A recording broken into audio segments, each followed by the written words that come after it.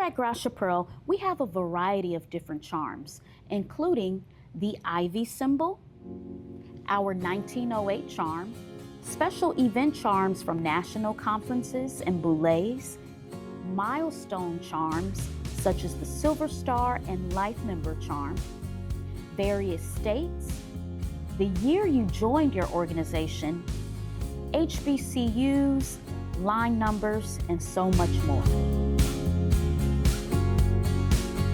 Once you've chosen the charms that are meaningful and special to you, you want to ensure that your charms don't clunk together. To do that, you will need spacers.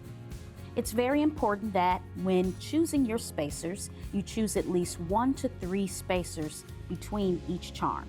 You should also be mindful of the symmetry between each charm to ensure that your bracelet looks presentable and to your liking.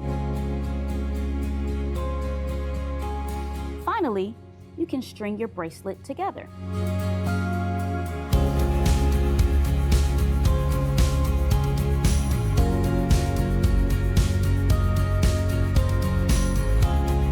To ensure that when you take off your bracelet, your charms do not fall off, you'll want to secure your bracelet with a clasp or a stopper.